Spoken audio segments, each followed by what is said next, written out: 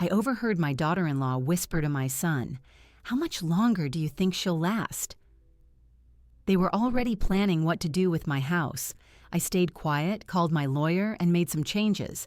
Years later, at their lowest point, they came begging, and I opened the door with a smile they'll never forget.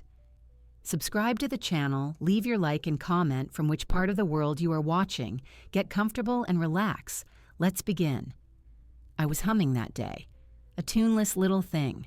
Just a breath of melody to keep my hands company. The shears snipped clean through the stems of my lavender hydrangeas, the sound crisp in the quiet kitchen sun. I placed them in the crystal vase, the one from my 40th anniversary, adjusting a bloom here and there. The water was cool on my fingers. The clock above the stove ticked a steady, familiar rhythm. It was a Tuesday. Marcus and Chloe were due for lunch. I moved to the sink to wash the green from my hands. The window over it looked out onto the garden, a riot of color I had nurtured for 30 years. I remember the smell of the earth on my skin, the quiet satisfaction of it. I dried my hands on the checkered towel, the cotton soft from years of use. The table was set for 3. My good china, the linen napkins, a pitcher of iced tea beaded with condensation. I had made chicken salad the way Marcus liked it, with almonds and grapes. I stepped into the hallway to call them. My socks were silent on the polished hardwood. Their voices reached me before I turned the corner into the living room. They were not in the living room. They were in the small sunroom just off of it, the one with the wicker chairs and the view of the rose bushes. The door was mostly closed. I stopped. The hum died in my throat. Chloe's voice was a low, urgent slice through the peaceful air. "I'm just being practical, Marcus. Look at this place. The market is insane right now. We could list it for at least $750. Probably more." My hand found the doorframe. The wood was smooth under my fingertips. Marcus's reply was muffled, hesitant. "Chloe, please. Not now. She's right in the kitchen." That's exactly my point. She is right in the kitchen. She's 70 years old, Marcus. How much longer do you think she'll last? The air left my lungs. It did not return. The words hung in the hall, precise and surgical. They did not sound like a question. They sounded like a calculation. There was a pause. I could picture his face, the familiar struggle between guilt and surrender. His voice came again, weaker. "Don't talk like that. It's morbid. It's reality. My parents had everything in a trust by 65. It's just responsible. We're talking about our future. The equity in this house could clear our debt and give us a real down payment on that place in Crestview. We've been treading water for years. This is her home, and it will be a beautiful memory after. But we need to think about the now. We need to be ready. Have you even seen the paperwork from her lawyer? Do we know what her will says?" "I don't know. Mr. Benford handles it. It's probably standard. Standard leaves everything to the only son. But we need to be sure. You should talk to him. Feel him out. She listens to him." I closed my eyes. The image of my son, my Marcus, sitting in that sunroom and listening to this audit of my remaining days, was a physical weight on my chest. I saw him as a boy in that same sunroom, building forts with the cushions, his laughter bright and unguarded. "I can't just ask Mom about her will," he whispered, a final feeble protest. "Then don't ask her. You're the executor, aren't you? Just call Benford, say you're helping her get her affairs in order. It's what a good son does." Another silence, thicker this time. I knew that silence. It was the sound of him giving in. He had mastered that particular quiet over the last decade. "Okay," he said, the word barely audible. "Okay, I'll think about how to approach it." "Good." Chloe's tone shifted, became lighter, decisive. The business was concluded. "Now, let's go eat that chicken salad, and for God's sake, smile, act normal." I turned. I walked back down the hallway, my steps measured and silent. I entered the kitchen. The sunlight streamed across the table, glinting off the cutlery. The hydrangeas were a perfect, serene blue. I stood there, my hands flat on the countertop. The cool granite seeped into my palms. I heard their footsteps. The sunroom door opened. Their voices, now bright and false, floated toward me. "Something smells amazing in here," Chloe called, her voice a polished instrument of normalcy. I did not turn around. I looked out the window at my garden. I looked at the rose bushes, the tidy rows of vegetables, the old oak tree whose shade I had sought for 30 summers. I looked at the life I had built, the life they were now measuring in months and mortgage payments. "Mom?" Marcus's voice was behind me, touched with a concern that now felt like a costume. "You okay?" I drew a breath. It was shallow, but it was air. I made my face arrange itself into the expected pattern. I turned. I offered the smile they would recognize, the one that did not reach my eyes. "Just admiring the azaleas," I said, my own voice steady, a mirror of her false cheer. "They're blooming early this year. Lunch is ready." The meal passed. I watched them. I watched Marcus avoid my gaze, his enthusiasm for the chicken salad too loud. I watched Chloe comment on the freshness of the tomatoes, her eyes scanning the crown molding, the built-in shelves, assessing the fixtures. I heard their words as if from a great distance. The taste of the food was like ash. They left with promises to visit again soon, with hugs that felt like reconnaissance. I stood at the door and waved, the perfect picture of a contented mother. I closed the door. The lock clicked into place, a solid, final sound. The house settled back into its quiet. The afternoon sun slanted through the windows, painting long shadows across the floors my husband had laid. I did not clean the dishes. I walked through each room. I ran my hand over the back of his reading chair, the leather worn soft. I touched the frame of our wedding photograph. I stood in the doorway of Marcus's old bedroom, now a guest room, and remembered the nightlight he needed until he was 10. As dusk fell, I did not turn on the lamps. I sat in the living room in the gathering dark. The memories that usually brought comfort now felt like evidence, cataloged for liquidation. The hurt was a cold, dense stone in my stomach. It was a sharp, clean pain devoid of heat. This was not the messy grief of a sudden loss. This was the slow, clinical understanding of a betrayal that had been years in the making. A single tear tracked its way down my cheek. I did not sob. I did not wipe it away. I let it fall. It was the last tribute to the woman I had been an hour before, the trusting mother, the hopeful grandmother. When the tear had dried, a new clarity took its place. It was calm and absolute. The pain condensed into a purpose, hard and diamond sharp. They had seen an end. They had seen a duration. They had seen an asset. I saw a beginning. I saw a plan. And for the first time that day, in the silent, darkening room that held my entire history, I felt my lips curve into something that was not a smile for them. It was a promise to myself. Tomorrow I would call Mr. Benford. The next morning I did not allow myself to hesitate. Hesitation was for uncertain people, and I was now certain of everything. I waited until 9 o'clock precisely. Then I lifted the receiver of the kitchen phone and dialed the number I knew by heart. It rang twice. Law offices of Benford and Associates. The voice was efficient, familiar. "Good morning, Sarah. It's Eleanor Prescott. I need to schedule an appointment with Mr. Benford at his earliest convenience. It's a matter of some importance regarding my estate." "Of course, Mrs. Prescott. Let me check his calendar." There was a rustle of pages. "He has an opening tomorrow afternoon at 2 o'clock. Would that suffice?" "It would, thank you." I replaced the receiver. The action felt ceremonial. I had set the first piece in motion. The following day, I wore my navy blue dress, the one with the white trim. It was respectful, authoritative. I drove myself downtown, the streets a familiar blur. The building was old, with a heavy brass door and a lobby that smelled of lemon polish and old paper. I took the elevator to the 4th floor. His office was as I remembered. Dark wood paneling, shelves of thick books with gold-lettered spines, a large window overlooking a small, tidy courtyard. Robert Benford stood as I entered.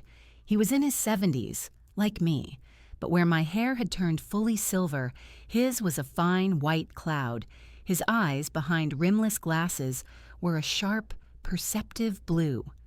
"Eleanor," he said, coming around the desk to take both my hands. His grip was warm and firm. "It's been too long. Please sit. Sarah said it was important." I took the leather chair facing his desk. It was comfortably worn. I placed my purse on my lap and folded my hands over it. "It is, Robert. Thank you for seeing me on short notice." He resumed his seat, steepling his fingers. "You look well, but your voice on the phone had a particular tone. What's happened?" I did not mince words. There was no need for drama, only facts. Yesterday, my son and his wife came for lunch. I overheard a conversation they were having in the sunroom. I was not meant to hear it. I paused, ensuring my voice remained level. My daughter-in-law, Chloe, asked my son, Marcus, how much longer he thought I would last. She referred to my house as an asset. They discussed its current market value. They talked about the need to review my will, to be ready. My son agreed to contact you to, as she put it, feel you out. I delivered the information as a clinical report. Robert Benford's face did not change dramatically, but his eyes hardened behind his glasses. A muscle in his jaw tightened. He had known Marcus since he was a boy. He had drawn up my late husband's will. "I see," he said after a long moment. The words were heavy. "Eleanor, I am so very sorry." I nodded once, accepting the sentiment but setting it aside. "Thank you. My reason for being here, however, is not to seek sympathy. It is to take action. I want to remove any doubt, any future possibility of my home and my assets being treated as a waiting inheritance. I want to rewrite my will, and I want to explore putting everything, the house, my investments, all of it, into a living trust, one that leaves no room for interpretation or expectation." He leaned back in his chair, the leather sighing. He studied me. A living trust would mean the assets bypass probate entirely. They would be distributed directly to the beneficiaries you name, according to the terms you set, privately and without court involvement. It is an excellent tool for maintaining control. "Control is what I require," I stated. "And the terms?" he asked gently. "What are your wishes?" This was the core of it. I had lain awake in the dark, not with tears, but with calculation. The cold stone of hurt had crystallized into a clear structure. The trust will be irrevocable. The primary beneficiary will no longer be Marcus. The trust will be structured to provide a monthly stipend to me for my lifetime. Upon my death, the house and all remaining assets will be liquidated. The proceeds will fund a charitable foundation in my husband's name, dedicated to providing gardening programs and scholarships for horticultural studies at the State University. I saw his eyebrows raise slightly. It was the only sign of his surprise. "And Marcus?" "A secondary beneficiary clause," I said. "Upon my death, he is to receive a single lump sum payment of $25,000, a final acknowledgement, nothing more." Robert was silent for a full minute, tapping his steepled fingers against his lips. "This is a significant change from your previous will, which left him everything. His circumstances have changed. His intentions, as I now understand them, have changed. My response is logical." "It is," he agreed, a note of professional admiration in his voice. "And it is legally sound. An irrevocable trust, once established, cannot be altered by you or challenged by any beneficiary, except under the most extreme circumstances, which do not apply here. It is your property to dispose of as you see fit." "I need one more thing," I said. "Confidentiality. You cannot, under any circumstances, reveal the contents of this new arrangement to Marcus or Chloe. If he contacts you, as he likely will, you must tell him that client confidentiality forbids you from discussing my estate plan.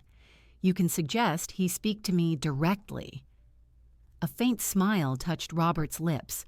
"That is standard ethical practice, Eleanor. I would do that regardless. But I understand your instruction. It will be followed to the letter." "Good." He opened a drawer and pulled out a fresh legal pad. He unscrewed the cap of his fountain pen. "Let us begin drafting the language. We will need to retitle the deed to the house in the name of the trust. We will need a full inventory of your financial accounts. This will take some time and several signatures." "I have time," I said. And for the first time since hearing that whispered question, I felt the truth of it. My time was my own again, to be measured in sunrises and pruning seasons, not in their projected timelines. We worked for over an hour. He asked precise questions. I gave precise answers. There was no emotion in the room, only the scratch of his pen, the turning of pages, the clear delineation of my future. It was the most peaceful I had felt in days. As I stood to leave, he rose as well. "Eleanor," he said, his voice softer now, "this is a wise course. It protects you. It grants you peace of mind." "Peace of mind is a form of vengeance, Robert," I said, meeting his gaze. "A quiet one." He did not disagree. He simply nodded. "I will have the preliminary documents drawn up by next week. We will review them together." I drove home under a clear sky. The house waited for me, silent and full of light. I walked through each room not with sorrow, but with a new sense of ownership. This was no longer a placeholder in someone else's plan. It was a fortress I had just legally fortified. That evening, I did not look at Marcus's childhood photo.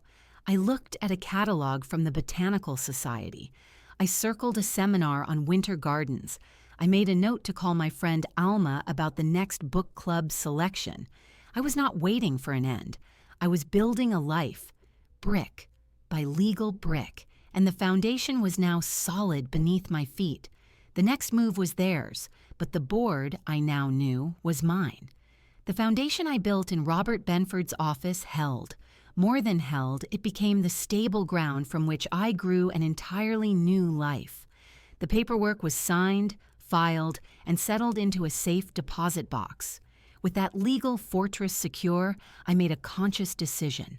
I would not live in the shadow of their betrayal. I would step into the sun. 4 years passed. This morning, I was on my knees in the vegetable garden, the soil cool and damp through the fabric of my trousers. I was planting a new row of heirloom tomatoes, the seedlings delicate in my hands. The early summer sun warmed my back. From the pocket of my sweater, my phone buzzed. I wiped my hands on a cloth and answered. "Eleanor? It's Marianne from the community center. I'm just confirming you'll be judging the container gardens tomorrow at 10. "I'll be there, Marianne. Wouldn't miss it." "Wonderful. And congratulations again, by the way. The whole neighborhood is still talking about it." "Thank you. It was a nice surprise." I ended the call and returned to the soil. The surprise was the Best Curb Appeal Award from the Neighborhood Association, a small brass plaque now fixed to my garden gate. My hydrangeas had been featured in the local paper's gardening section. I had not sought the attention, but I accepted it. It was a factual result of my labor. My weeks had a rhythm now, one of my own design. Mondays were for errands in the library. Tuesdays, I volunteered at the senior center, helping with the lunch service. I did not go there to be served. I went to serve. The conversations there were real, about aching joints and grandchildren's birthdays, not about property values. Wednesdays were my book club. I had been elected president the previous year. We met in each other's homes, and this month it was my turn. Thursdays were for my own reading, and Fridays I often drove to the botanical gardens with a group of friends I had met through the center. We took trips. In the past year, I had seen the tulip fields in Oregon and toured historic gardens in Virginia. My passport had new stamps. I finished planting and stood, brushing the dirt from my knees. The house behind me was not a museum to memory anymore. It was a living space. The guest room was often occupied. Alma from book club stayed over after our meetings ran late. Sarah, a friend from the gardening society, came for weekend visits. The kitchen smelled of other people's recipes, of dishes we tried together. Laughter echoed in the halls again. My relationship with Marcus and Chloe existed as a faint, irregular pulse. They called on birthdays and major holidays. Their visits, which had once been monthly, dwindled to perhaps 3 times a year. They were always brief. Chloe would comment on a new cushion or a repainted wall with a tone of faint surprise, as if she had expected the place to crumble without her oversight. Marcus would linger by the bookshelves, his hands in his pockets, his eyes avoiding mine. He looked older, a permanent tightness around his mouth that had not been there before. Their last visit was in early spring. They arrived in a new car, something sleek and foreign. It looked expensive, and Chloe made a point of mentioning the waiting list to get it. We sat in the living room with coffee. "The place looks busy," Chloe said, her gaze sweeping over the stack of library books on the side table, the quilting project I had left on the armchair, the vase filled with branches from my flowering cherry tree. "It is," I agreed. "I have the book club coming tomorrow. We're discussing a rather long novel about the Dust Bowl. It requires preparation." "You're still doing that?" Marcus asked. He stirred his coffee needlessly. "Every week, we've added 3 new members." He nodded, silent. A heaviness sat between them, a shared fatigue that their shiny car did nothing to mask. "How are things with you both?" I asked, my standard, polite query. Chloe launched into a rehearsed update about Marcus's firm, a project she was consulting on, the general aura of being in demand. It was all surface. She did not mention friends. She did not mention anything they did for joy. It was a list of occupations, not a description of a life. Marcus contributed only monosyllables. Halfway through her recital, his phone buzzed. He glanced at it and his face paled slightly. He silenced it and shoved it deep into his pocket. Chloe's narrative hitched for a second, then continued, a fraction louder. They left before lunch, citing a crowded schedule. I walked them to the door. As Chloe descended the steps ahead, Marcus hesitated. He turned to me, and for a second, the boy he had been looked out from his tired eyes. "You seem well, Mom. Really well." "I am, Marcus. I am very well." He opened his mouth as if to say more, then closed it. He gave a short nod and followed his wife to their expensive car. I watched them drive away, the engine soundless and powerful. I closed the door and returned to the living room. I cleared their untouched coffee cups. The silence they left behind was not the aching silence of 4 years ago. It was a peaceful, productive quiet, soon to be filled tomorrow with the debate over fictional farmers and the smell of Alma's lemon cake. That evening, I reviewed the agenda for the next Senior Center board meeting. I was chairing the fundraising committee now. We were planning a garden tour to raise money for a new community van. My calendar was full of commitments I had chosen to people who showed up for me not out of obligation, but out of shared interest and genuine regard. The hurt had not disappeared. It lived in a small, locked room inside me. But I had built so many new rooms around it, sunlit rooms filled with conversation, with the scent of turned earth, with the quiet satisfaction of a well-organized schedule. Their betrayal had been the end of one story. I had simply, and without fanfare, begun writing another. My health was excellent. My mind was sharp. My life was my own. And I intended to enjoy every single day of it for a long, long time to come. The waiting was over. The living had begun. The signs of their unraveling did not come as a sudden storm.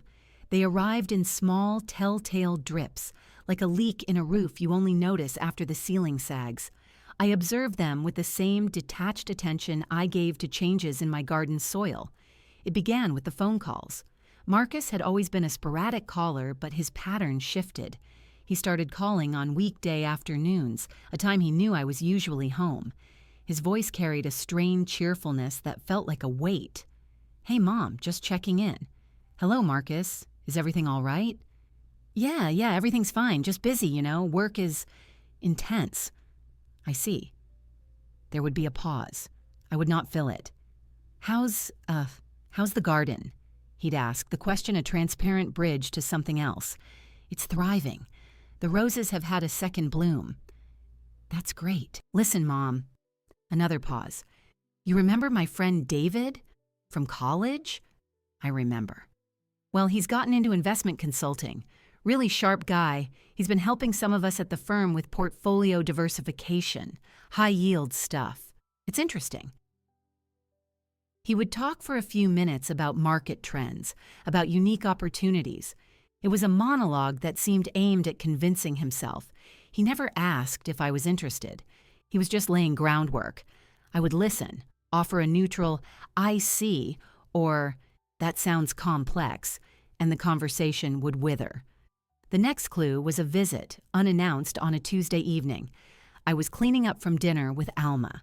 Their car, the sleek one, was parked at the curb, but Marcus was alone. He looked rumpled, his tie loosened. Marcus, this is a surprise? Sorry, Mom, I was in the neighborhood. He wasn't. Their condo was in the opposite direction from his office. Can I come in for a minute? I led him to the kitchen. He declined coffee, just sat at the table, his fingers drumming a nervous rhythm. Chloe's at some networking event, he said, answering a question I had not asked. I hope it's productive for her. Yeah. He ran a hand over his face. Mom, have you ever thought about reverse mortgages? I've been reading about them. For seniors, they can free up a lot of equity without having to move. The air in my kitchen went very still. I finished wiping the counter and folded the dishcloth neatly. I have no need to free up equity, Marcus. My needs are met, and I have no intention of placing a mortgage, reverse or otherwise, on my home. Right. No, of course. I was just thinking out loud. For general information. He stood up abruptly. I should go. Don't want to keep you. He was out the door before I could say another word. The visit lasted less than 10 minutes. It was not a social call. It was a reconnaissance mission. The most revealing evidence, however, came from an outside source. I was at the senior center sorting donated books for our annual sale when Lorraine Henderson approached me. Lorraine's daughter, Melissa, worked at the same prestigious architectural firm as Marcus, though in a different department. Eleanor, I meant to ask you, Lorraine said, her voice lowered. How is Marcus doing? Melissa mentioned she heard some talk around the water cooler. I placed a hardcover novel in the fiction box. He says he's busy. Why? What did Melissa hear? Oh, probably nothing, Lorraine said, but her eyes were bright with concern. Just that there's been some restructuring in his division. A few positions were made redundant last month. She didn't think his was affected, but you know how rumors are. And then she said she saw Chloe at that new fusion restaurant downtown last week, having a very animated lunch with some woman. Melissa said it looked more like an argument than a meal. She thought maybe it was a client thing, but Chloe's face was all red. Lorraine patted my arm. I'm sure it's nothing. Don't worry yourself. I thanked her and continued sorting books. I did not worry. I assembled facts. Fact. Marcus was probing about accessing the value of my home. Fact. His job security was the subject of office gossip. Fact. Chloe was having public tense meetings. Fact. Their expensive car and polished facade were being maintained, but the strain was showing in his face, in these erratic, grasping calls. I did not need to confirm the details. The pattern was clear, the life they had built, the one that required my house as its next funding round, was built on sand. The market had shifted. A bad investment, a lost client, a leveraged lifestyle finally meeting resistance. The specific cause was irrelevant. The consequence was manifesting in their growing desperation, in the way their eyes, on their rare visits, now lingered on the solid, paid-off roof over my head with a new, hungry calculation. That weekend, I hosted my book club. As we discussed the novel, my mind briefly flickered to Marcus. He and Chloe were in their modern condo, likely surrounded by the silent pressure of bills and bad decisions. Here, in my living room, was warmth, debate, the gentle clink of teacups. I had peace. They had a precipice. I felt no schadenfreude. It was not pleasure. It was a cold, quiet confirmation. Their plan had been a house of cards, contingent on my decline, but I had not declined. I had flourished, and now the wind was blowing, and it was their house that was trembling. They had been so focused on the value of my ending, they had neglected the foundation of their own present. The irony was not lost on me. It was a simple, logical outcome. I sipped my tea and turned my attention back to the conversation about character motivation, a far more interesting puzzle than the predictable unraveling of greed. The first direct probe came on a Thursday afternoon, several weeks after Marcus's odd visit. I was repotting a fern on the sunroom floor, newspapers spread around me, when the doorbell rang. Through the side window, I saw Chloe's car in the driveway. She was alone. I opened the door. She stood there with a bakery box in her hands and a smile that was a fraction too wide. "Nora, I was just in the neighborhood and thought I'd pop by. I brought those lemon tarts you like from Patisserie Duval." "How thoughtful," I said, stepping back to let her in. "I was just doing some gardening. Would you like some tea?" "That would be lovely." I led her to the kitchen. She placed the box on the table and took a seat, her eyes making a swift inventory of the room. I put the kettle on and fetched 2 cups and saucers. "So," she began, her voice bright, "how have you been? You look well." "I am well, thank you. Busy. The community center garden tour is next month. It's quite an undertaking." "I bet." She paused. "It's just so impressive how you manage this big house all by yourself. It must be a lot of work." I placed a tea bag in each cup. "It keeps me active. I have a cleaning service every other week for the heavy work. The rest is just maintenance." "Still," she said, leaning forward slightly, "aren't there days you think it might be simpler? In a smaller place? Some of those new retirement communities are like resorts. Pool, activities, all the maintenance taken care of. No stairs to worry about." The kettle whistled. I poured the hot water slowly. "This is my home, Chloe. I know every creak in the floorboards. The stairs keep my knees strong." I brought the cups to the table and sat across from her. She stirred sugar into her tea, the spoon clinking with a persistent rhythm. "Of course it's your home," she said, her tone soothing. "We'd never suggest otherwise. It's just that Marcus and I worry. You're not getting any younger. We want to make sure you're secure, that your affairs are in order, so you don't have any burdens." "My affairs are in excellent order," I said, taking a sip. The tea was Earl Grey, fragrant and sharp. "Are they?" She tried to make it sound casual. "I mean, estate planning can be so complex, and laws change. Marcus mentioned you have an old will with Mr. Benford. Has he reviewed it with you recently, to make sure it's, optimized?" I met her gaze. Her eyes were eager, like a bird watching for a crumb. "I have a standing appointment with Robert every year for a review. We had one just last month. Everything is current and quite optimized, as you say." "Oh." The news seemed to disappoint her. She recovered quickly. "That's good. That's responsible. I just know how hard it can be to think about these things. My parents went through it. The key is to plan while you're still of sound mind and body, to avoid any family confusion later." "Sound mind and body," I repeated. "Yes, I agree. It is the perfect time to plan." She brightened, thinking she had found an opening. "Exactly. So you're open to discussing options. There are such clever instruments now, trusts that can protect assets from all sorts of things. Long-term care costs, for instance. They can be a lifesaver." "Robert and I have established a trust," I said plainly. Her eyes widened a fraction. She'd not expected that. "You have? That's wonderful. So it's all settled then? Marcus is the trustee?" The trustee is a fiduciary institution recommended by Robert. It's more neutral that way. Avoids family confusion, as you noted. The color in her cheeks heightened slightly. She took a hurried drink of tea, almost burning herself. Smart, very smart. She set the cup down. It's just, with a trust, sometimes the terms can be a bit restrictive for the beneficiaries. If they need to access funds for an emergency, for example, it's good to have flexibility. The terms provide all the flexibility I require, I said. Would you like a lemon tart? I stood and opened the bakery box before she could answer.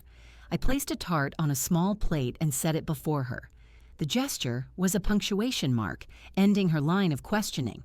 She picked at the pastry, her appetite clearly gone. This is a beautiful room, she said, changing tactics. The light is amazing. It would show so well. If you ever did decide to sell, I mean, the market is still very strong for properties with character. I'm glad to hear it, I said. Alma from my book club, her daughter, just bought a house. The bidding wars sounded dreadful. I'm happy to be removed from all that. Chloe nodded, a mechanical movement. She finished her tea in silence. The conversation was dead. She had thrown every subtle hook she had, and I had declined to bite, each time redirecting to the concrete facts of my full, independent life. 20 minutes later, she made her excuses and left. I walked her to the door. Her smile was brittle now, the effort visible. Give my love to Marcus, I said. I will. She hesitated on the step. It's good to see you so settled, Nora. I am, I affirmed, very settled. I closed the door and returned to the sunroom. The fern waited in its old pot. I knelt on the newspapers and resumed my work, loosening the root ball with my fingers. The soil was rich and dark. I had parried every thrust. Her frustration had been a palpable thing in my kitchen, a sharp scent beneath the lemon and tea. She had come for information and left with nothing but the confirmation that I was neither a burden nor a simple asset.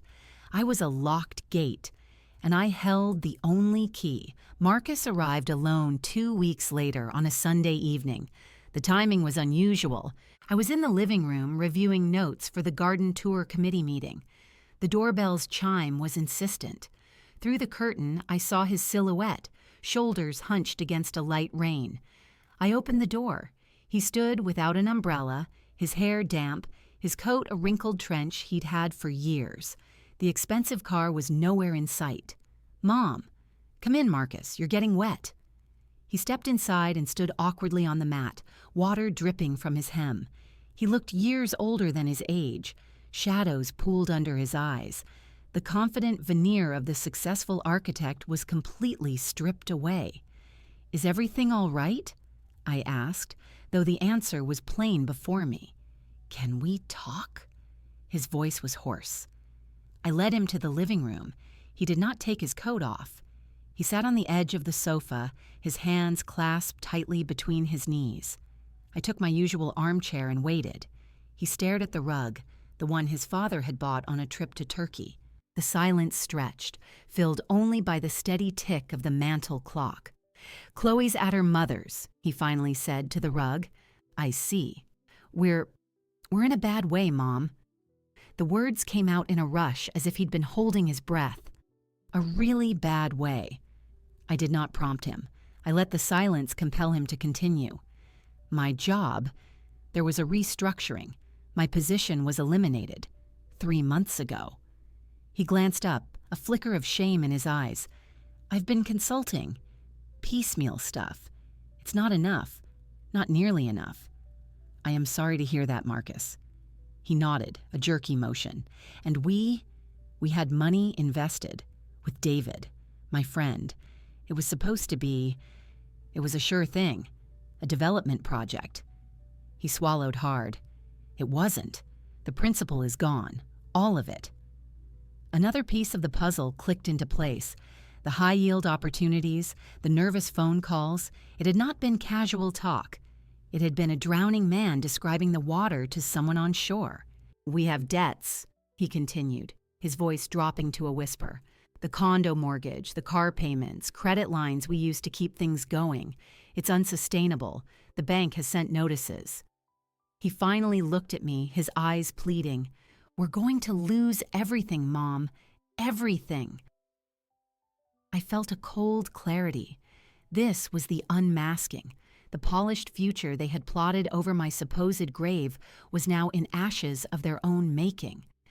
What is it you need from me, Marcus? I asked. My tone was neutral, the tone of a committee chair asking for a proposal. He flinched at the directness. He had expected comfort, an automatic offer. My calm forced him to voice the unspeakable. We need a lifeline, a loan, just to get us back on our feet, to cover the arrears until I find something stable. What amount are you proposing? He named a figure. It was substantial. It was, I knew, exactly the amount needed to clear their immediate debts and provide a few months' cushion. And how would you secure such a loan? I asked. What collateral? His face crumpled. This was the crux. We don't have any, that's the problem, but you do. He took a shuddering breath. The house, Mom. It's paid for. You could take out a home equity line. The payments would be low. We could pay you back with interest once I'm... You are asking me to mortgage my home, I stated, interrupting him, to secure your debts. Not mortgage it. Just use a little of the equity. It's just sitting here. His gesture took in the room, the house, the same gesture Chloe had made with her eyes for years. And if you cannot pay me back? I asked. If your situation does not improve, then the bank would have a claim on my home. Is that correct? He looked away, unable to hold my gaze. It wouldn't come to that. I promise. The word promise hung in the air, thin and brittle. I thought of his promise years ago to always look after me. I thought of his silent promise in the sunroom when he agreed to call my lawyer. There's another option, he said quickly, seeing my lack of response. A cleaner one. We could buy the house from you, at market value. You'd have all that capital. You could buy a lovely condo somewhere, trouble-free, and we'd have a home we could afford, an asset we could manage. He said it as if it were a brilliant solution for us all, his eyes briefly lighting with a desperate hope. I let the idea sit between us. I let him see me consider it. I watched the hope in his face flicker and then gutter out as he remembered the trust, the locked gate. You know I cannot sell the house, Marcus, I said, my voice still quiet, still even. It is held in a trust. The terms are irrevocable. I have no authority to sell it. The trustee would not permit it for such a purpose. His shoulders slumped, as if the strings holding him up had been cut. The last exit was closed. The trust, he mumbled. Right. I built that trust to protect my future, I said, to ensure my security and my wishes were carried out without complication. It appears I was wise to do so. A sound escaped him, halfway between a sob and a laugh. He covered his face with his hands. His body shook. I did not move to comfort him. The sight of his distress stirred old instincts, but they were buried deep under layers of cold reason. This man had calculated my decline. Now he was weeping over his own. After a minute, he wiped his face with his palms, leaving damp streaks. He stood up, unsteady. I should go. Marcus, he stopped. I will not mortgage my home. I will not sell it to you. But I am your mother. I will write you a check today for $5,000. It is a gift. It is not a loan. It will not be repeated. Use it as you see fit. It was a pittance compared to what he needed. It was a gesture, but a calculated one. Enough to feed them for a month, perhaps. Not enough to save them. It was the final, clear delineation. I would not let them drown me to keep themselves afloat. He stared at me, emotions warring on his face, gratitude, humiliation, resentment. Thank you, he whispered, the words tasting of ash. I went to my desk, wrote the check, and handed it to him. He took it without looking at it, folding it into his damp coat pocket. He left without another word. I watched from the window as he walked down the driveway in the fine rain, a defeated figure getting into an old sedan I did not recognize. The sleek car was already gone then, repossessed perhaps. I returned to my committee notes. My hand was steady. The meeting was tomorrow. We had to finalize the route for the tour. My heart was a still, cold chamber. The direct ask had been made, and it had been denied. The only sound was the clock, marking the time that was, finally and unequivocally, mine alone. The $5,000 was a line drawn in sand. I knew it would not hold back the tide of their desperation for long. Marcus's visit had not been a conclusion. It was a precursor. The direct ask had failed, so the next move would be more drastic. I did not wait to see what form it would take. I moved to secure my position completely. My first call on Monday morning was to Robert Benford. "Eleanor," he answered, his voice carrying its usual professional warmth. "I received your message. Is everything all right?" "I need to confirm the status of the trust, Robert. All of it. I want to ensure there are no possible challenges, no ambiguities. My son has asked me for a significant loan, secured against the house. He has proposed I sell it to him. I have refused." There was a brief silence on the line. "I see. That is a serious escalation." "It is. I believe they will have nowhere else to turn soon. I want to be certain my legal fortifications are absolute." "They are," he stated without hesitation. "The trust is irrevocable. The deed is recorded in its name. The terms regarding the foundation are unassailable. The only provision for your son is the specific bequest, which cannot be altered. However, if you wish for total peace of mind, I can prepare a summary letter. It will outline in clear language the trust's provisions and the impossibility of reversing them or using the assets as collateral. You can keep it on hand." "Please do," I said, "and I would like you to send a copy of that letter to Marcus. Not to his home address. Use his old postal box, the one he still keeps for business. I want him to receive it from you, on your letterhead, an official, neutral notification." Robert understood immediately. "A preemptive strike. Remove any doubt. I'll draft it today. It will be factual, cold, and final." Perfect. With the legal barrier reinforced, I turned to my social one. That afternoon, I called Alma. "Alma, it's Nora. I'm planning a small gathering this Sunday afternoon, a sort of celebration before the garden tour madness begins. Could you come? And could you reach out to Sarah, Lorraine, and Grace? I'll call Margaret and Helen. A party? On a Sunday? How lovely. Of course, we'll be there. What's the occasion?" "The occasion is friendship," I said, which was true, and the need to surround oneself with good people. She heard the slight emphasis. Alma was perceptive. "We'll be there, Nora, with bells on. What can I bring?" "Just yourself. I'll handle the food." On Saturday, my kitchen became a hub of purposeful activity. I was not cooking for a son who saw a transaction. I was preparing a feast for my chosen family. I made a roast, herbed potatoes, glazed carrots, and 2 pies, apple and pecan. The smells were robust, welcoming. Alma arrived early on Sunday to help. She took one look at the spread and at my face, which I kept composed, but which she knew well.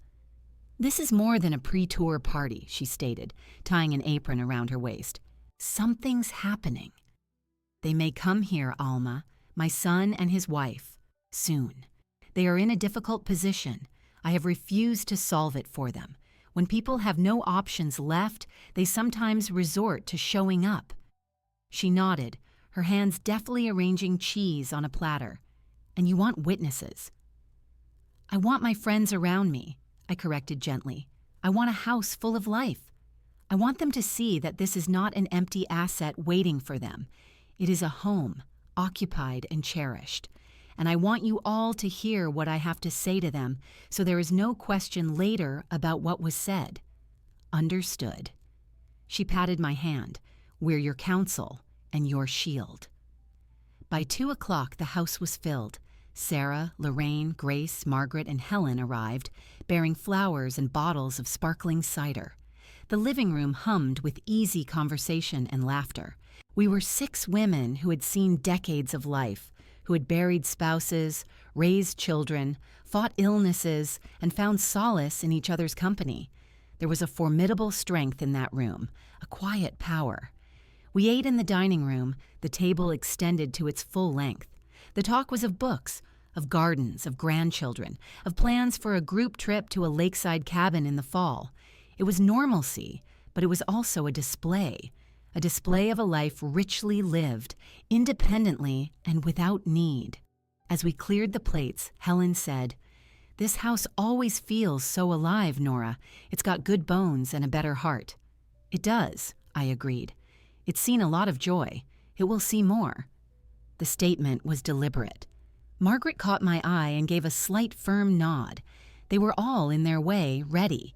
They did not know the specifics, but they knew I had been wounded years ago by my son's distance, and they could sense a storm approaching.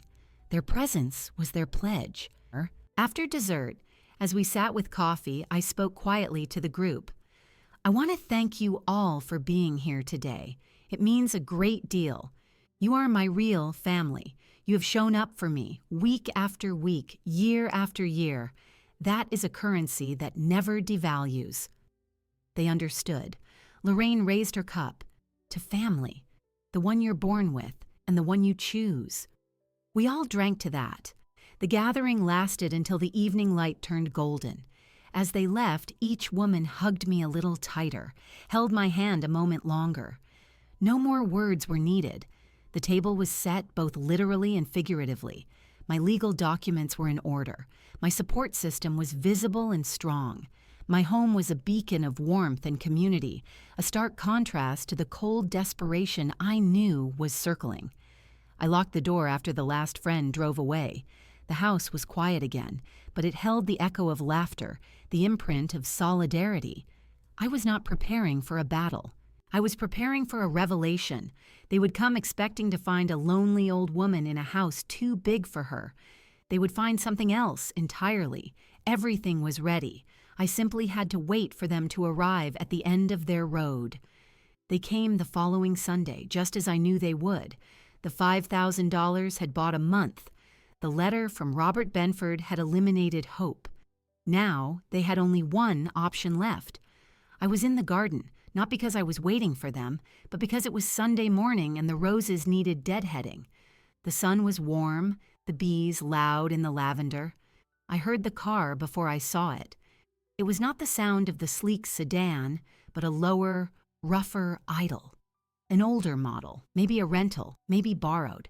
It stopped at the curb, not in the driveway, as if unsure of its welcome. I did not stop my work. I clipped a spent bloom, dropped it into the basket at my feet. Out of the corner of my eye, I saw the doors open. Marcus emerged first. He wore jeans and a plain t-shirt, clothes I had not seen on him in years. He went to the trunk and opened it. He lifted out 2 suitcases, not the sleek, hard-shell luggage they used for vacations. These were older, soft-sided, one with a frayed strap. He set them on the sidewalk. Then Chloe got out. Her hair was pulled back in a simple ponytail. She wore capris and a blouse that looked slightly wrinkled. She did not reach for a suitcase. She stood by the car door, her arms crossed, staring at the house. I continued to deadhead, moving slowly down the row of rose bushes. Let them approach. Let them make the walk up the path they had once counted as their own driveway. They conferred for a moment, heads close together. Then Marcus picked up the suitcases. He carried them, one in each hand, up the walk. Chloe followed a few steps behind. Their progress was slow, waited. I turned to face them as they reached the gate. I held my pruning shears in one gloved hand, the basket in the other, a picture of mundane activity. They stopped at the gate. The garden between us was in full triumphant bloom, a tapestry of color and life I had nurtured while they had been plotting its division. "Mom," Marcus said. His voice was flat. "Nora," Chloe said. It was not a greeting. It was an acknowledgement. I looked at them. then at the suitcases on the path behind them. "You're traveling?" I asked, my tone politely curious. They exchanged a glance. This was the first hurdle, and they were already stumbling. They had expected to find me vulnerable, alone, perhaps worried.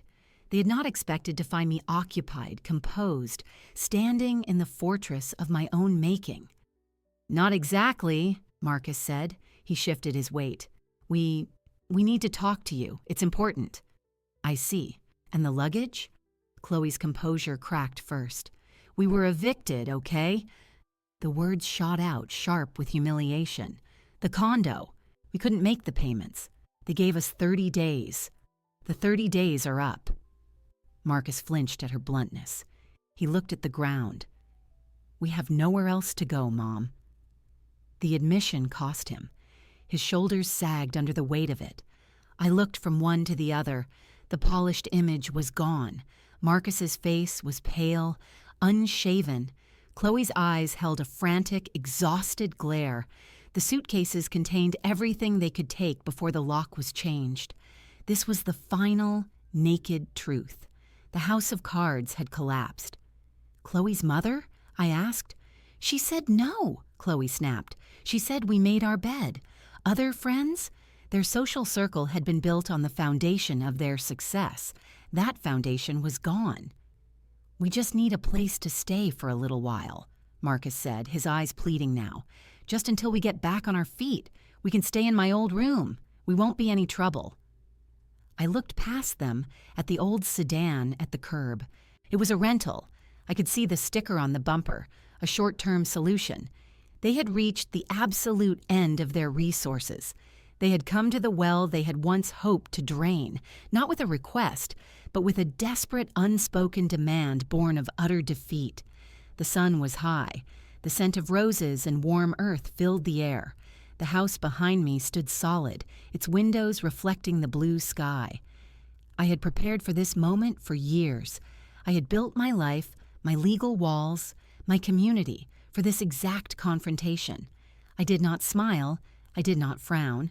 I simply looked at them, these two strangers who shared my blood and had planned my obsolescence, now standing on my doorstep with their ragged suitcases.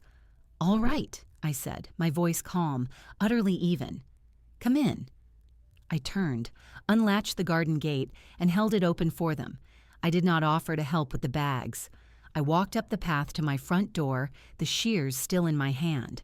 I could feel their hesitation behind me, their confusion at my lack of reaction. They picked up their suitcases and followed. I opened the front door. The cool, dim hall awaited. From within, I could hear the low murmur of voices, the clink of dishes. The gathering from the previous week had been a rehearsal. Today was the performance. I stepped inside and turned to face them as they crossed the threshold into the home they had come to claim. They had arrived. Now they would see what they had truly been waiting for. The murmur of voices and clink of dishes from the living room ceased the moment we stepped into the hallway. Marcus and Chloe froze just inside the door, their suitcases at their feet. They stared past me, their expression shifting from desperate relief to bewildered shock. The living room was not empty. Alma, Sarah, Lorraine, Grace, Margaret, and Helen were there, seated comfortably. A coffee service was laid out on the table. Plates held the remnants of cake. The scene was one of a pleasant, ordinary Sunday gathering. Every eye was on the newcomers. My friends' faces were politely inquisitive, but their silence was a wall. I turned to face Marcus and Chloe. I allowed myself a small, serene smile. It was not a smile of welcome. It was the smile of someone who has been waiting a long time to present a completed piece of work. "You have perfect timing," I said, my voice clear in the quiet hall. "My friends were just about to leave, but now they can meet you properly." I gestured toward the living room. "Everyone, this is my son, Marcus, and his wife, Chloe. Marcus, Chloe. These are the people who are my family." The words hung in the air, deliberate and precise. Alma gave a slow, regal nod. Sarah offered a tight, neutral smile. No one spoke. Marcus's face flushed a deep red. Chloe's eyes darted from one woman to another, her earlier humiliation now compounded by a stunned, public exposure. They had expected a private appeal to a lonely mother. They had walked into a council. "Mom, what is this?" Marcus whispered, his voice strained. "This is my life, Marcus," I said, still smiling. "You asked how long I would last. I have lasted, and I have built this." I swept a hand to indicate the room, the women, the evident fullness of it all.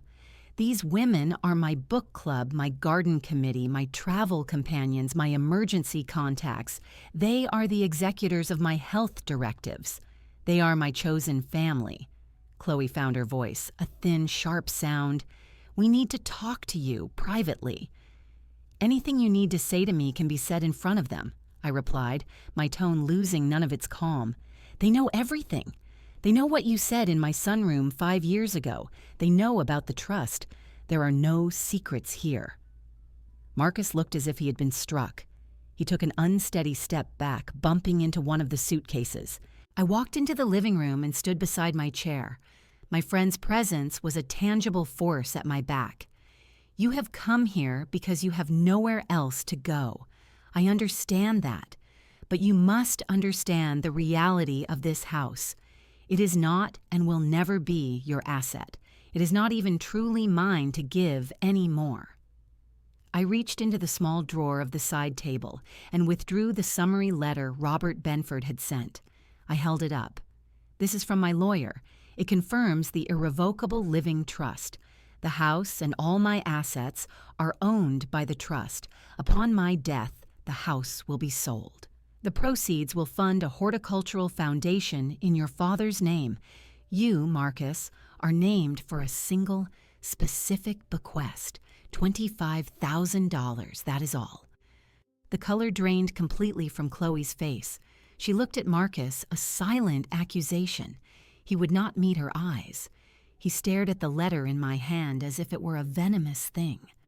You can't," he breathed. "It is already done. It has been done for years. You were counting on an inheritance that I legally dismantled the moment I understood your plans. This house, my life, it was never part of your future. It is the foundation of mine, and it will become a legacy for something I believe in." The silence in the room was absolute. My friends watched, a dignified jury. Chloe's composure shattered. "You selfish old woman, we're your family, we're drowning." "Yes," I said, my voice cold and quiet. "You are drowning. But you chose to swim in those waters. You chose investments over integrity, image over substance.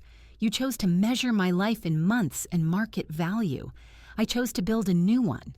Your crisis is not my obligation." Marcus sank onto the hallway bench, his head in his hands. The sound that escaped him was one of pure defeat. I looked at them, these two broken people on my threshold. I felt no pity, but I felt a cold sense of closure. "However," I said, and they both looked up, a flicker of wretched hope in their eyes. "You are here. You are my son. I will not turn you out onto the street tonight." The hope flickered brighter for a second. "You may stay in the guest room for one night. There are fresh towels in the hall closet. You will leave tomorrow morning. This is not an invitation to reside. It is an act of basic humanity, which is more than you offered me when you planned my end. After tomorrow, you will need to make your own way." Chloe opened her mouth to protest, but Alma stood up.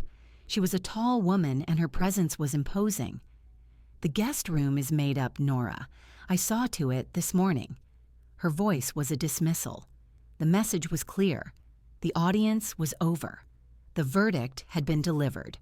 My other friends began to gather their things, moving with a quiet, deliberate slowness that underscored their solidarity. They walked past Marcus and Chloe in the hall, offering no greetings, only cool, appraising looks. The front door opened and closed several times as they left, each exit a final period in the sentence. Soon, it was just the three of us. The house felt different. The power had irrevocably shifted. I looked at Marcus. "The room is at the top of the stairs. You remember." He did not speak. He simply stood, picked up the suitcases, and began to climb, his steps heavy. Chloe followed him, her back rigid with humiliation. She did not look at me. I remained in the living room. I listened to their footsteps above, the soft click of a door closing. I looked around at the empty cups, the chairs pushed back, the evidence of my real family. The serene smile returned to my lips, this time for myself alone. It was done. The reckoning had come, not with shouts, but with quiet statements in a sunlit room. They had seen the fullness of the life they had dismissed. They had heard the finality of the law. They had felt the weight of their own miscalculation. They were now, truly and completely, ghosts in my house. And tomorrow, they would be gone. I woke at my usual time, just before 6. The house held the deep, hollow quiet of early morning. There were no sounds from the guest room upstairs. I dressed in my gardening clothes and went downstairs. In the kitchen, I started the coffee. The previous day's gathering had left the living room slightly disordered. Cups on side tables, chairs not perfectly aligned. I did not straighten them. The evidence of my friend's presence was a comfort, not a chore. I took my coffee to the window overlooking the driveway. Their rental car was still at the curb.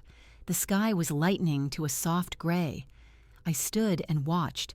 I did not have to wait long. At 6:15, the front door upstairs opened quietly.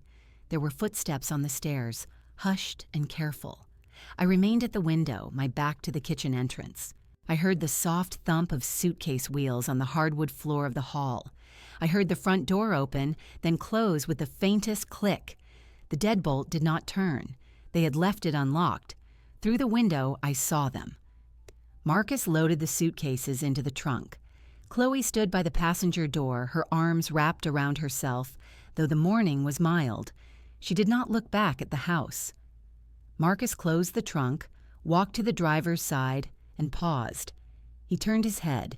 His eyes scanned the front of the house, the garden, the door. His face in the dawn light was blank, unreadable. Then he got in. The car started. The headlights cut through the dim light. They pulled away from the curb slowly, without urgency, as if they had no destination in mind. I watched the car until it turned the corner and disappeared. I took a sip of my coffee. It was still hot. The taste was familiar, bitter, and rich. A floorboard creaked behind me. Alma stood in the kitchen doorway, wrapped in the robe she kept here for overnight visits. She had stayed, as we'd planned, to ensure I was not alone in the morning. "They're gone," I said. She came to stand beside me at the window, looking out at the empty street. Good. That was all. She understood that no commentary was needed. The chapter was closed. "I'll make eggs," she said, turning toward the refrigerator. "You need a proper breakfast after yesterday." "Thank you, Alma." We worked in a companionable silence. She scrambled eggs. I set 2 places at the kitchen table and brought out the butter and jam. The sun broke over the rooftops, flooding the room with clear, yellow light. We ate without speaking much, the events of the previous day a settled fact between us, no longer requiring discussion. After breakfast, Alma insisted on washing the dishes. I dried and put them away. The domestic rhythm was a restoration of order. "I have the garden tour committee at 10, I said, checking the wall calendar. "And I have my watercolor class," Alma said, drying her hands. "I should head home to change." I walked her to the door. She hugged me, a firm, solid embrace. "You did what you had to do, Nora. Now live the life you built." "I intend to," I said. After she left, I finished my morning routines. I straightened the living room, restoring each chair and cushion to its place. I vacuumed the hallway where the suitcases had stood. The physical acts were methodical, final. By 9 o'clock, the house was as it had been before their arrival. No, that was not true. It was more settled. The last lingering ghost of expectation had departed. I went outside. The morning was warming, promising a beautiful day. My garden glistened, still holding the night's dew. I walked the familiar paths, not to work, but to observe, to take inventory of what was mine. The roses were flawless. The lavender was a haze of purple, buzzing with bees. The tomato plants were heavy with green fruit. I stopped at my favorite climbing rose, a pale pink variety my husband had planted for our 30th anniversary. I reached out and touched a bloom, feeling the cool, silken texture of the petals. It was perfect, undamaged, thriving. I looked up from the rose, through the canopy of the oak tree to the sky. The sun was high now, bright and clear. Its warmth on my face was a physical sensation, simple and direct. I felt nothing dramatic, no soaring triumph, no residual anger, no hollow sadness. I felt a profound and quiet equilibrium. The scales, unbalanced for so long, were finally level. The plan I had set in motion in Robert Benford's office years ago had reached its logical, inevitable conclusion. My home was secure. My legacy was defined. My days were my own. The future was not a question mark. It was a series of known, chosen things. The garden tour, the next book club selection, the trip to the lake with my friends, the quiet evenings in this house. It was a life constructed piece by piece, with intention and care. It was a life that could not be factored into anyone else's spreadsheet. I turned my back on the street, on the empty space where their car had been, and walked deeper into my garden. There were weeds to pull in the far bed. The hydrangeas near the fence needed watering. The day's work was waiting, and I was ready to begin.